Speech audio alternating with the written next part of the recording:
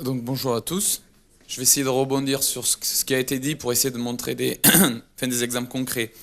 C'est pas que je suis embêté, mais je vais faire, j'ai l'habitude de le faire un peu équilibriste. C'était censé être le SI17 qui faisait une coprésentation avec moi, parce que j'avais renvoyé la balle dans le cadre du SI17 quand on avait préparé ce jeu au séminaire. Le SI17 est le syndicat intercommunal de Charente-Maritime. Le CRIGE, pardon, Romain Buchot, le CRIGE, le Centre régional d'information géographique, c'est une infrastructure de données géographiques régionales, pour ceux qui ne connaissent pas le terme. Vous avez l'équivalent, puisqu'ici on est à Montpellier, en Languedoc-Roussillon, Siguélère, vous en avez 2 représentants en haut, il y en a d'autres peut-être que je n'ai pas vu, voilà, du Centre de ressources techniques. Il y en a qui ne connaissent pas ce que c'est qu'une IDG? Non, voilà. IDG, infrastructure de données géographiques. Donc je me placerai toujours à cette échelle-là, retour utilisateur d'une infrastructure, d'un centre de ressources techniques, départemental ou régional. Donc je vais essayer de parler, parce qu'en fait le gros de cette présentation, c'était, je n'avais pas envie de mettre en avant ce qu'on fait au CRIGE, parce que sur la qualité des données, on est un centre de ressources techniques, mais pour moi, ceux qui ont le plus industrialisé ce process-là, c'est le syndicat intercommunal, qui a un fonctionnement différent, puisqu'il a des adhérences et ses communes, donc il a un peu plus un modèle économique qui doit rendre des services à ses communes, une IDG. Bon, nous, on est financé par l'État, la région, les départements. On a des grandes missions de service public, mais on n'est pas, si vous voulez, comme un prestataire de service qui presque doit rendre un service opérationnel à ce niveau-là, quand je me place toujours au niveau de la qualité et surtout de la qualification de la donnée. C'est pour ça qu'on voulait faire une double présentation, à la fois sur la chaîne de qualif et à la fois sur les démarches d'auto-évaluation, qui est plus un peu sur ce que j'ai accès au niveau du CRIGE. À partir du moment où on a un portail, on publie, on l'a vu un peu ce matin, où on a parlé des métadonnées, c'est jamais très, comment dire, très porteur et très pris en main par même tous les géomaticiens, même si c'est une obligation, c'est quelque chose qui est inhérent, qui devrait être associé aux données. Et du coup, nous, on essaye de démystifier la qualité des données par un aller-retour avec les utilisateurs, les producteurs qui déposent de la donnée, ils la mettent chez nous, et comment on va démystifier cette notion de qualification de la donnée. Donc c'est la deuxième phase de ma présentation, qui est la mienne, qui devait durer 2 minutes et demie sur les demi-heures, mais c'est pas grave. Donc sur la chaîne de qualification de la donnée, je connais bien ce que font le SI17. Par contre, je vais essayer d'être le plus généraliste. Vous avez des modèles, je vous ai mis des captures d'écran de ce que m'a donné Jérôme du SI17. Soyez indulgents sur... je répondrai tout à fait aux questions parce que je connais exactement comment ça marche, mais peut-être que l'appropriation du PowerPoint, que j'ai encore fini hier soir et tout à l'heure, puisqu'il me les a envoyés très tard, risque d'être plus ou moins de manière équilibrée, acrobatique. Voilà, donc par rapport, l'essentiel c'est de vous montrer concrètement, quand on veut mettre les mains dedans, et qu'est-ce qu'on entend par qualifier la donnée. On a vu tout ce qui était juridique, tout ce qui était normatif, tout ce qui était peut-être même recherche, mais après une fois qu'on a les données, et qu'on est surtout un centre, ou un centre de ressources, ou un portail, ou même si vous avez un portail web SIG, et que vous voulez, ou administrateur de données, mettre la donnée à disposition d'une sphère, il faut savoir la qualifier, leur dire, il y a certes les métadonnées, mais derrière, la métadonnée ne suffit pas. On va en parler, je crois que Gilles en a parlé, bon, il y a la normalisation ISO, et derrière, il y a des champs de contrôle qualité, d'exhaustivité, de précision, et derrière, il faut savoir, une fois qu'on a fait ces grands principes, comment on va la contrôler, comment on va la modifier, comment on va générer des rapports d'erreur, comment on va la mettre à jour, tout ça s'insère, tout ça dans une chaîne de qualification, on va dire, un process qui est plus proche de la géocollaboration et de savoir travailler ensemble que plutôt des outils techniques. Je citerai FME, je peux citer, nous en interne on utilise FME, on utilise des bibliothèques comme GEDAL, etc. pour la géométrie. Le SI17 utilise aussi du FME. Leur process, c'est plus avec maintenant EasySDI qui est aussi un portail IDG, mais qui a un fort volet qualification de la donnée. Donc tout ça, ce sont que des outils, mais si les outils, on ne les met pas en branle, on ne les met pas en musique pour derrière avoir tout un process et une chaîne de qualification, ça ne sert à rien. Et surtout un dialogue avec les gens, c'est ce que eux nomment tout ce qui est dans la géocollaboration, je ne sais plus le terme qu'ils donnent, il y a les géoservices et les je ne sais plus, modérateurs, etc. On va le voir. Donc voilà, ce que j'ai dit, je pense que c'était là-dedans. Donc, comment maintenant, au niveau du SI17 ou d'une chaîne de qualification concrètement, on y voit bien? Non, parce que moi j'avais pensé moi faire des démos sur mon site, mais donc je vais essayer de tout faire par slide plutôt, on m'a dit. Donc ça c'est le modèle, le périmètre fonctionnel de la chaîne de qualification. Je pense que les PowerPoint, ceux qui l'auront après, qui veulent se pencher vraiment sur la qualification des données, vous pourrez regarder ce PowerPoint et surtout prendre, c'est pour ça que j'ai mis, je vous ai bien précisé que c'était aussi avec le CI17, des relations avec cet organisme-là et avec nous. Concrètement, il y a toute une... On ne peut pas la voir, pardon, en plus grand, si, je peux zoomer là-dessus? Parce que... Non. Parce qu'en fait, vous avez un truc et moi j'ai une taille comme ça de slide. Ouais, il faut que je me tourne, mais après je vous regarde pas, donc c'est moins... Je suis pas trop aux cheveux encore, donc ça. Cheveux poussent. Voilà, super, merci. Donc là, c'est bien de la géocollaboration. Le périmètre fonctionnel de la chaîne de qualification, c'est surtout de mettre en œuvre un espace de travail collaboratif. Je vois la souris là, en 1. Évidemment, il y a des certificateurs industriels qui sont riches de différents outils, algorithmes qui peuvent exister ou qu'on développe. Donc là, le SI17 travaille beaucoup sur tout ce qui est cadastre, post-PLU, qui est les données, bon, il va dériver ça au niveau des DT, des ICT, tout ce qui est très prégnant en données à grande échelle et en matière première pour notamment les collectivités, pays, EPCI et communes. Mais après, vous pouvez l'extrapoler, puisqu'il y a eu beaucoup de questions sur les référentiels ou par rapport aux hygiène ou autres, à d'autres types de données. Et également, dans cette brique fonctionnelle initiale, un module de visualisation permettant de valider les problèmes détectés, avec toute une chaîne derrière des allers-retours, savoir comment on les corrige ou si c'est l'utilisateur qui les corrige. Dans ce scénario 1 que vous voyez en bas, qui constitue la pierre, une des deux pierres angulaires de l'atelier de qualité, là sur les documents d'organisme, c'est le reporting à destination des bureaux d'études. Parce qu'on fait une chaîne de qualification de la donnée sur des données qui rentrent en entrée, c'est sympa ça, qui arrivent. Et soit c'est la collectivité ou l'organisme public qui va les modifier ou les modifier dans cette chaîne de qualification, ou c'est par rapport à un bureau d'études, notamment sur les PLU par exemple, qui numérise les PLU et avec qui il faut faire des allers-retours pour arriver à faire modifier la qualité. Je vais plutôt, voilà. Le deuxième, donc c'est sur parce que le slide était pas assez grand, donc sur le volet de droite, un module de visualisation permettant, cette fois-ci pas que de visualiser, mais de corriger les erreurs, un module de correction permettant à tous les acteurs de se répartir les erreurs à corriger, et un catalogue permettant de partager les dernières versions, bon là c'est les documents d'urbanisme, jour et fiabilisés. Si vous voulez, si j'insiste là-dessus, c'est parce qu'ils ont mis toute une démarche en route qui va de la collaboration du BABA, de j'ai mes données, et à partir du moment où je veux les mettre à disposition, mais aussi je veux les corriger et je veux derrière les visualiser, pas seulement que les métadonnées, mais aussi les données, les partager. C'est pas non plus que dans on peut dire un esprit un peu plus IDG régional classique comme le CRIJ, où nous on est là pour récupérer les données, que ce soit par rapport à ce qu'on a dit ce matin déjà, des vecteurs comme l'open data, comme la directive Inspire, qui sensibilisent, sont des leviers pour qualifier la donnée, la documenter, et après, toujours dans un esprit de partage et surtout de diffusion de la donnée. Eux, ils sont aussi dans un service à rendre à une sphère opérationnelle de structures qui manipulent les données géographiques, là, les collectivités. Donc, on est vraiment les mains dedans. Donc, ce certificateur-là que vous avez vu comment ça fonctionne, c'est là, sur les données d'urbanisme, vous avez une série de contraintes qui vont nous imposer par rapport au contrôle. Là, vous avez la validité de la géométrie, la topologie, des contraintes spatiales, des attributs, donc l'exhaustivité ou faire passer des process. C'est que nous, par exemple, on fait à notre niveau pour les données de recettage des données IGN. On va vérifier la complétude des champs sur la BD Carto avec des process. Nous, on est plus sur ArcGIS, enfin sur des langages plus comme Python. Mais ça, encore une fois, je n'insiste pas sur les outils, j'insiste sur l'aspect vraiment opérationnel au niveau géocollaboratif. Les outils, après, ils existent, on les met toujours en œuvre. Donc on les contrôle, après ça sort les géométries des erreurs et des rapports d'erreurs.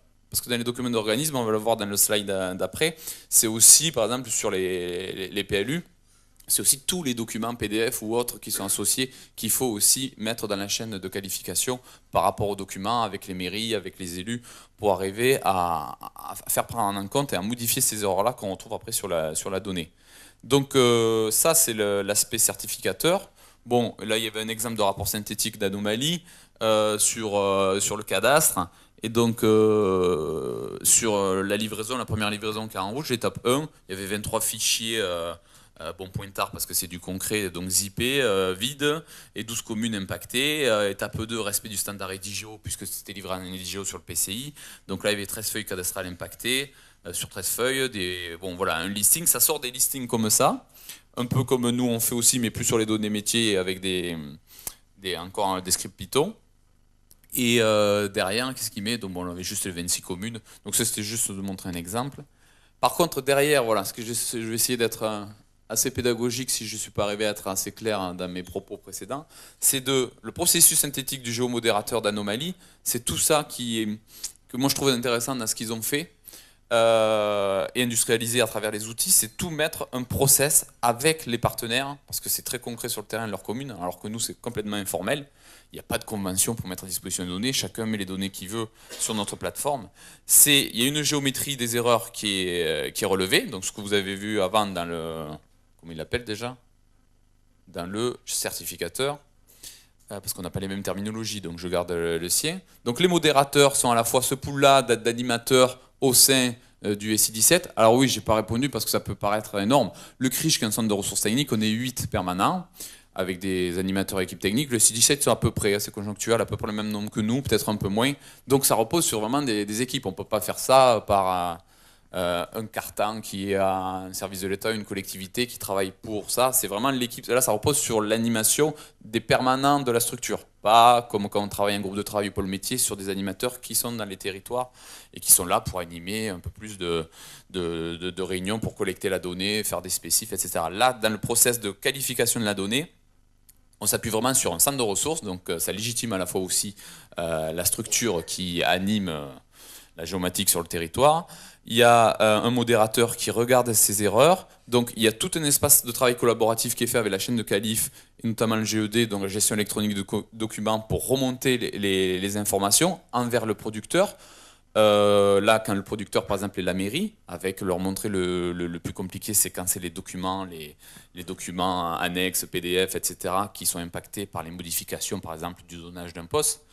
Et derrière, il y a tout un aller-retour, c'est pour ça que c'est marqué suivi du modérateur tout au long du processus, entre les producteurs, le certificateur ou le qualificateur, si on n'aime pas la certification des données, qui est là au SI17, et qui va, lui, corriger les données.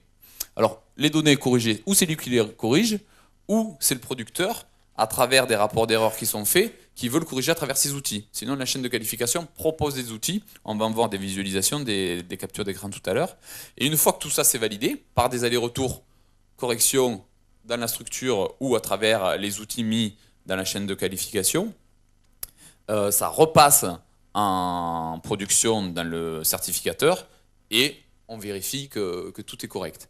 C'est là où, par exemple, là, on travaille, enfin, le boulot d'auto-évaluation de la qualité du CRIJ, vous verrez en sortie, c'est là où on intervient plus, nous, mis à part tout ce process qui est là, chez nous en interne, mais qui est complètement, enfin, non industriel, qui repose sur la matière grise et des outils d'acquisition. C'est sur comment après on va valoriser cette qualification de la donnée et comment on va l'identifier comme une métadonnée accessible quand vous téléchargez une donnée. Mais nous, sur notre site, on représente la qualité de la donnée et comment elle a été annotée, comment elle a été qualifiée. Donc ça aussi, c'est pour démystifier, parce qu'à un moment donné, on parle de langage, mais il faut que ça soit très concret pour pouvoir avoir des échanges avec les structures pour dire, ben voilà, ta qualité, elle n'est pas exhaustive, ou la précision, ou il y a des choses comme ça qui ne vont pas. Donc essayer de le faire plus ou moins de manière assez ludique. Donc le processus détaillé, alors peut-être je ne le ferai pas, j'y reviendrai, parce que je ne sais plus le timing, il n'y a pas d'heure là? 17 minutes. Donc je reviendrai peut-être sur les processus selon le temps que j'ai, je préfère tout dérouler. Aussi bien, je vais prendre avec le SI17 et je ne vous parlerai même pas de ce qu'on a fait au CRIJ. Ça, donc c'est le processus en fonction de je sais pas si on le lit bien. Donc en bas, non, on le lit pas, c'est les EPCI. Au milieu, c'est le SI17 avec tout ce qui qualifie. Là, par exemple, au milieu, vous avez implémentation de règles de contraintes. Derrière, on importe l'urbanisme. C'est vraiment tout le process détaillé. Avec derrière, ça sort le lancement du certificateur. Au-dessus, vu qu'on est sur un exemple de PLU, avec tout ce qui est imposé par l'État, donc là, l'ADREAL, on a livraison du PLU par le prestataire, l'ADREAL où la mairie dépose les fichiers, et avant, bon là c'est concret, c'est après avec l'État, on liste les zones d'urbanisme, les différentes zones d'urbanisme. Mais après, ça continue et on met toujours en conformité par rapport au CCTP ou par rapport au spécif, au cahier des charges qui est en amont et qui permet de fixer les règles de contrôle qualité. Donc il y a tout un process, peut-être que j'y reviendrai plus tard si vous avez des questions ou si je finis à temps. Leur outil, c'est donc une géoplateforme, hein, V2, parce que ça fait quelques années qu'ils avaient la V1, mais là ils ont tout refondu. La grosse différence, mis à part les outils, c'est surtout le côté industriel de la chose. Et non pas que ça repose, ils ont les mêmes soucis que nous, c'est-à-dire à partir du moment où vous avez une compétence interne, comme un géomaticien, un développeur, s'il s'en va, s'il n'a pas spécifié, s'il n'a pas développé, tout part avec lui. Donc le but du jeu, c'était, entre nos deux structures, d'essayer d'industrialiser au mieux ces process-là, de manière à ce qu'on rentre vraiment dans une logique de certification de la donnée, avec une chaîne de production qui permette de résister au temps et aux aléas des ressources humaines, on va dire. Parce que ça reste beaucoup de la matière grise et de l'animation. Les données contrôlées, labellisées sont publiées sur le catalogue de la géoplateforme. Bon là c'est un extrait de métadonnées, mais je crois qu'après, si je me reprends bien, bon là il y a ça illustre pas mes propos précédents, mais donc ils publient quand même 3-4 versions par an du PCI en flux WMS sécurisé sur la plateforme, qui est issu de chaque fois des allers-retours de qualification. Donc il y a quand même une publication assez fréquente des mises à jour du PCI vecteur. Et notamment, si je regarde dans publication de documents d'urbanisme contrôlés et labellisés, notamment, je crois que si j'ai mis des exemples, pourquoi ça peut poser des problèmes. La qualité, par exemple, interne par rapport aux spécifications du CCTP, c'est souvent, là, si je prends l'exemple du cadastre, hein, c'est l'assemblage intercommunal du PCI, où il faut toujours arriver à recaler, quand on travaille, par exemple, là, à l'échelle départementale, sur les problèmes d'incohérence géométrique. Parce que là, on va se retrouver avec des polygones qui se croisent dans tous les sens. Mais derrière, ça c'était une illustration, enfin 2 illustrations avec derrière, ça c'est un ETL, un extracteur de données en ligne, et ça montre les process qu'on fait, donc là ça doit être du FME, pour traiter la qualité des données. On va utiliser juste des bouts de vérification en fonction de toutes les scripts qu'on a de contrôle géométrique, topologique ou attributaire, pour arriver à sortir derrière des modifications. Et le but, c'est surtout, je reviens en arrière, c'est surtout de générer des rapports d'erreur. Non, j'ai peut-être pas mis le slide, il m'a échappé, sur comment on va visualiser, comment on va visualiser les erreurs. On les visualise à travers, c'est à travers une interface web de visualisation comme je l'ai précisé à un moment donné. Nous, c'est basique, puisque c'est des outils internes. On génère un PDF sur une couche, je ne sais pas, moi, des transports qui m'arrivaient dernièrement, des transports publics d'une agglo, qui nous les montent pour les mettre par rapport à Inspire. Transport, annexe 1. Mais derrière, on s'aperçoit, nous, quand on l'intègre dans la base de PostGIS, elle n'est pas du tout, enfin, on a des problèmes de nœuds, etc. Donc on leur fait redescendre. Souvent, par exemple, ce cas concret, ils n'avaient même pas intégré la validité parce que c'est fait par un prestataire. Derrière, on leur génère un rapport d'erreur. C'est un PDF, on va dire, intelligent, avec les identifiants des corrections en rouge qui apparaissent. Je croyais qu'ils apparaissaient à un moment donné, mais ils devaient apparaître sur le poste que sur les limites administratives. Et derrière, c'est où ils corrigent, où nous on corrige. Mais nous, on corrige avec nos outils, FME ou d'autres, script Python. Eux, ils corrigent avec leur SIG. Dans le cas du SI17, ils corrigent avec toute leur chaîne industrielle qu'ils ont mis en place.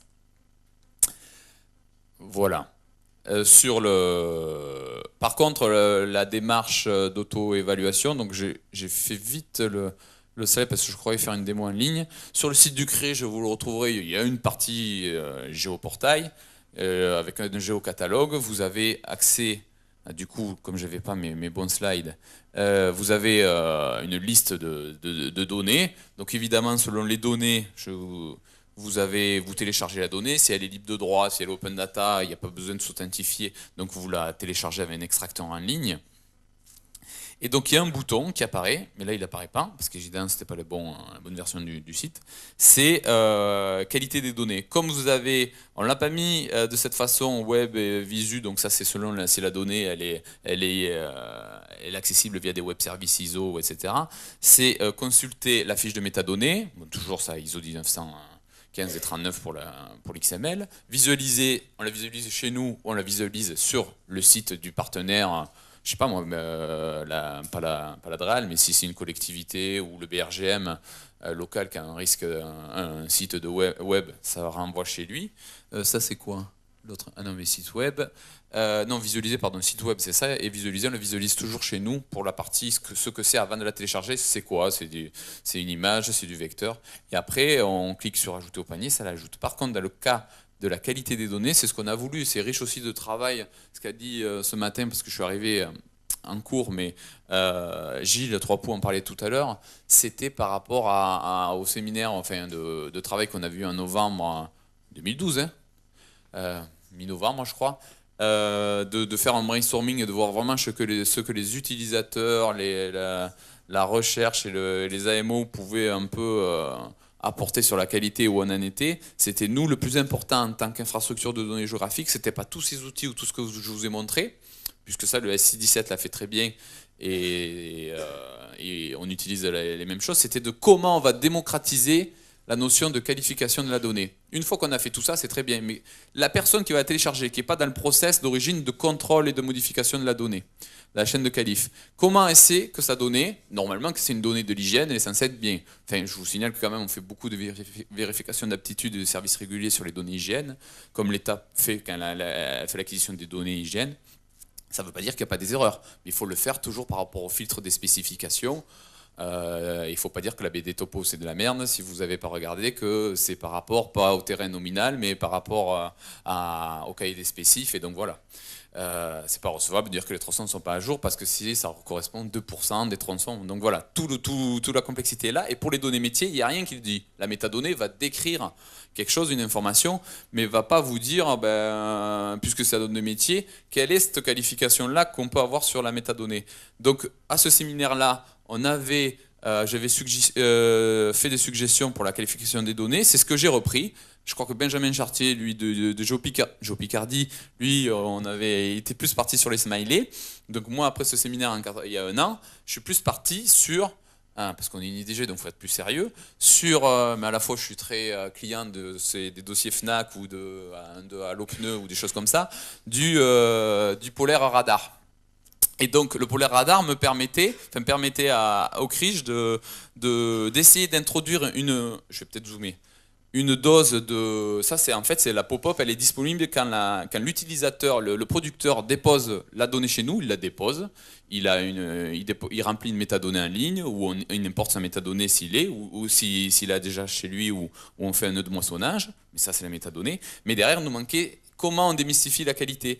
Et au moment où il la dépose, il a une petite pop-up qui s'ouvre avec ce tableau-là, et chaque fois qu'il a un hyperlien sur exhaustivité, cohérence, logique, tu les as dit, c'est 6 là tout à l'heure? Non, tu n'as pas voulu faire peur. Ah mince. Donc voilà, ça c'est les critères qualité qui sont repris dans l'ISO 157. Bon, c'est assez facile sur la géométrie et la logique. On essaie de leur dire, voilà, l'exhaustivité, vous la notez de 1 à 5, 5 étant le meilleur.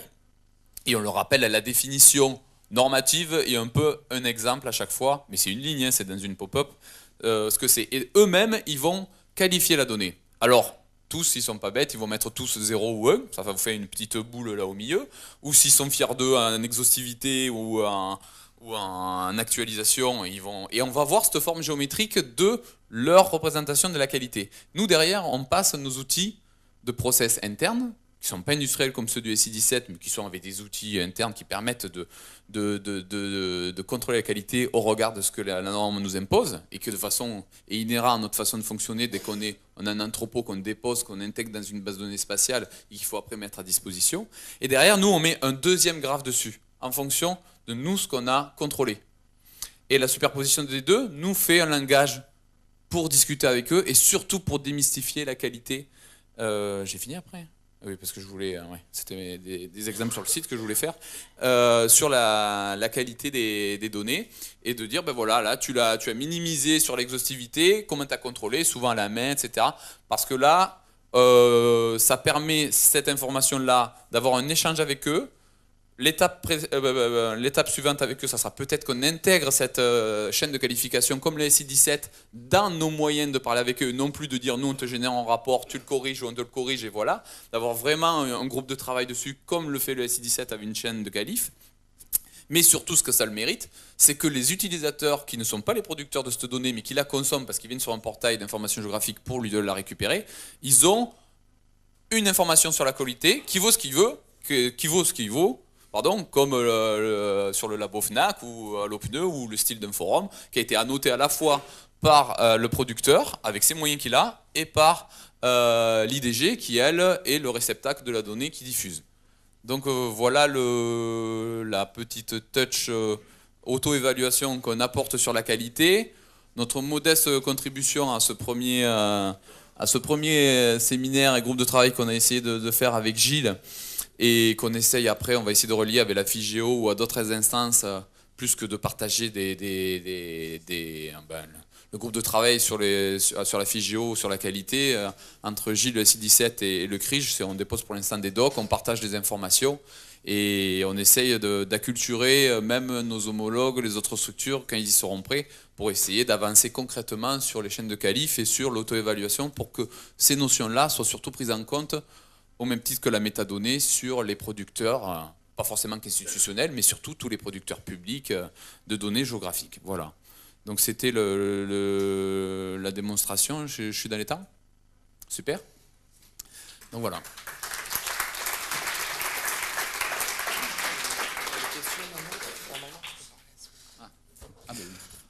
Donc on va passer aux questions. Première question.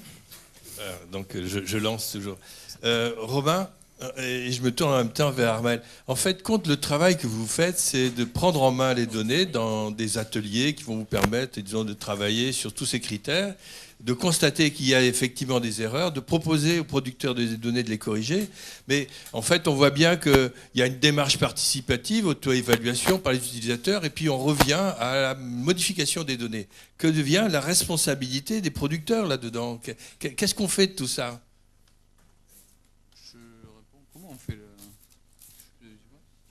Et ça rejoint un petit peu ce que je disais tout à l'heure dans la présentation.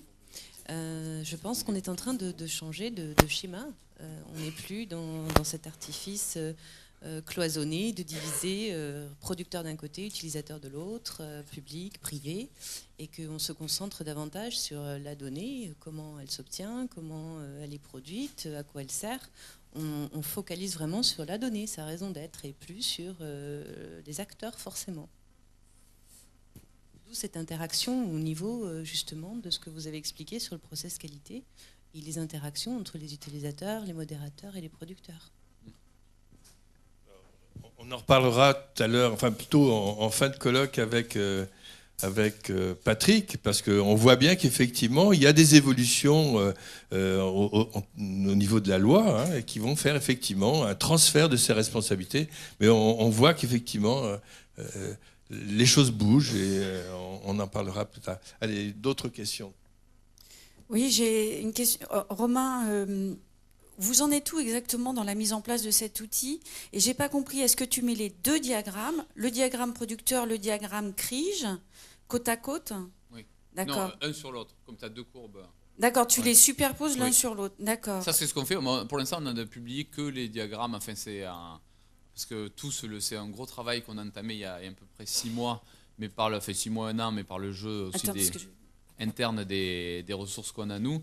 On l'a implémenté sur notre site de dev, on l'a testé avec des producteurs. Après, c'est tout l'art d'arriver à le mettre, on va le publier. Mais on se posait longtemps la question si on publiait que justement ce premier cercle qui est de celui du producteur, ou le deuxième avec nous qui est celui là où on dépose la donnée. Et donc c'est ce qui est le plus long, parce que de lui dire au moment où tu la déposes, sauf que comme on a implémenté ça après qu'ils aient déposé, on leur court après pour dire prenez le temps quand même de le faire, les nouveaux c'est plus facile, mais après nous derrière on le contrôle et c'est tout le temps. Donc pour l'instant c'est vrai que la publication, je pense qu'on va peut-être aller à 2 vitesses. On s'interdit de publier des informations parce qu'on voulait publier tout d'un coup, c'est-à-dire les 2 courbes. Et l'inconvénient c'est que c'est ce qui prend le plus de temps, parce qu'entre la première courbe quand il l'a mis et nous la deuxième, et les allers-retours, ça prend du temps. Donc je pense qu'on va le faire en fait, parce que c'est qu'à titre indicatif, il n'y a rien derrière au point de vue juridique ou sanction. Donc je pense que selon les métadonnées, ils auront ou une courbe, ou 2, ou rien. Donc je pense qu'on va plutôt ouvrir comme ça.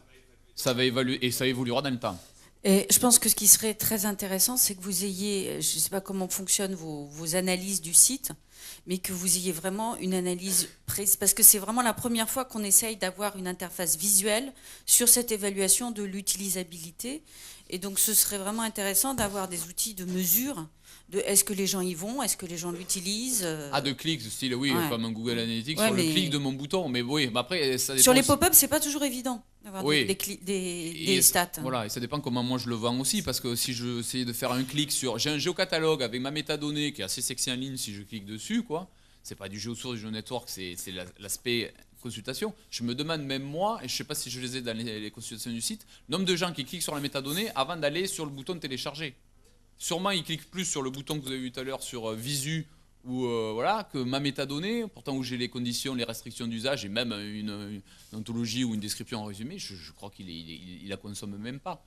Donc par contre, si le jour où ma qualité de données elle est plus consommée que mon clic sur la métadonnée, là ça sera voilà. Ou pas pour la métadonnée. Bonjour Romain. Oui. Donc Thomas Milon, Fédération des conservateurs botaniques nationaux. Merci pour ta présentation. Nous à la Fédé, on se retrouve un petit peu dans un contexte qui est assez similaire. On a des producteurs de données, on va travailler vraiment sur la qualification de cette donnée. J'en profite d'ailleurs pour annoncer, on a une plateforme de diffusion des données sur tout ce qui est les observations botaniques en France, sur territoire métropole et Réunion, qui est sortie en début de mois, donc fcbn.fr. N'hésitez pas à y aller. Et en fait, moi, ma question, c'était, est-ce que vous faites de l'accompagnement avec les producteurs sur les droits de la donnée ? C'est-à-dire que là, on parlait un peu de juridique, vous avez des producteurs qui ont l'air relativement différents. Est-ce que vous les accompagnez notamment pour définir en fait quels sont les droits qui peuvent être reliés à cette donnée en tant que réutilisation ? On va parler d'open data notamment. Est-ce que c'est un dossier auquel vous attachez ? Oui, de toute façon, le plus complexe, c'est plutôt d'avoir l'accompagnement inhérent à un IDG, c'est de déjà les accompagner à remplir les métadonnées. Parce qu'il ne faut pas croire que le moissonnage qu'on met, même si on fait du CSW ou même du FTP pour moissonner ou même port de XML, et c'est très peu le cas, à part les grosses structures. C'est plutôt comment je démystifie, déjà de déposer la métadonnée, de la remplir en ligne. Bon, voilà. Mais quoi qu'il en soit, des outils, même s'il y en a des plus ergonomiques, il y a Isogeo ici, ça reste jamais intéressant de travailler sur une métadonnée, même sur un administrateur au quotidien. Et c'est ce qui néglige le plus. Donc après l'accompagnement, on l'a déjà là-dessus. Et automatiquement, quand on est dans la métadonnée, on va se poser la question sur la restriction d'usage. Alors c'est vrai qu'en PACA, il y a des habitudes de travail qui font que, avant qu'il inspire, avant qu'il y ait l'open data, le CRIJ existait, on a mis un mot SDI ou IDS ou ce que vous voulez dessus, mais on n'a pas créé le centre de ressources par rapport à Inspire. Bon, maintenant, ça a un